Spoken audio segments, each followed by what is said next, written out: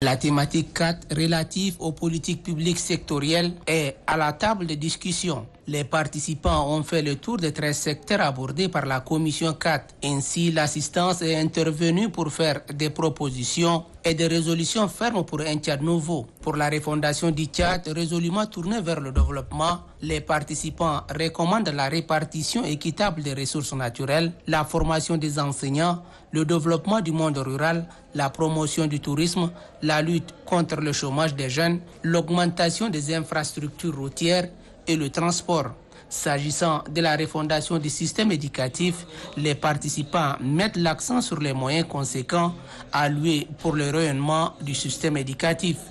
Il ne sert à rien de s'entretuer ou bien de faire des pertes humaines pour tuer le pays. C'est le système éducatif qui tue le pays. Le budget de fonctionnement de l'enseignement du ministère de l'enseignement supérieur en 2021 était de 9 milliards. J'ai même honte de le dire. Alors que l'université de Yaoundé 1 a comme budget de fonctionnement entre 16 et 18 milliards, je m'excuse. Aujourd'hui, il y a des Tchadiens qui bénéficient même d'une attribution de terrain et d'autres n'en trouvent pas. Et ceux-là ont de moyens pour pouvoir se procurer des terrains, mais ils bénéficient des attributions pendant que les autres citoyens n'en trouvent pas. Donc il faut des résolutions fortes en ce sens.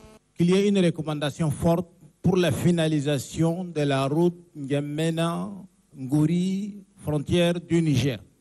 Cette route qui a été conçue en 1963, ça fait déjà presque 60 ans. Si on arrive à la finaliser, elle donne l'accès presque à 6 ports. La plénière constate un manque de politique en faveur de la jeunesse et du sport, car pour certains, le Tchad est humilié sur le plan sportif et pour d'autres, l'ONAGES mérite d'être scindé en deux pour favoriser l'éclosion du sport tchadien et de promouvoir la jeunesse. Je demanderai au Présidium de donner l'opportunité au comité qui s'occupe du sport national de venir ici nous expliquer pourquoi le pays est en train de se noyer sur le plan sportif. L'ONAGES n'avance pas. L'ONAGES n'accompagne pas les jeunes. Le sport à la base est abandonné. Je propose, Monsieur le Président, qu'il faut scinder l'ONAGES en deux. En outre, les participants plaident pour l'amélioration de la santé de la mère et de l'enfant, mais aussi la création d'un centre de lutte contre le cancer pour sauver des vies. Aussi, les participants appellent-ils à la redynamisation du secteur privé, de la mécanisation de l'agriculture et au développement du secteur de l'élevage. Nous, en tant que personnes en situation de handicap, nous sommes pleinement impliqués.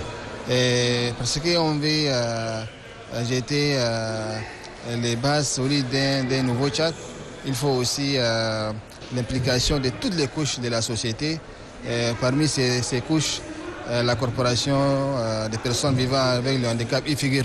Les handicapés aussi, ils ont quand même évoqué beaucoup de leurs difficultés et nous les soutenons aussi. Je pense qu'au sortir de ces dialogues, il y a beaucoup de problèmes qui concernent les handicapés vont être résolus. On sort d'une zone productrice de riz. Moi, je plaide qu'on mette dans ce document un point qui parle de l'ouverture de notre rizerie. J'espère bien, vu les interventions, vu les thèmes, les sous-thèmes qui sont développés, qui nous donnent vraiment aujourd'hui un peu l'espoir sur les recommandations qui ont été faites. Si on arrive à prendre vraiment des résolutions qui sont fortes, je crois que ça va soulager un peu le peuple tchadien. Je voudrais un peu aborder le problème surtout de la jeunesse et des artistes. Il n'y a pas de conservatoire au Tchad et ce sont des autodidactes. Et donc, ça ne marche pas. Et dans la synthèse, on n'a pas du tout vu qu'ils ont parlé un peu de ça. Il n'y a pas d'école musicale.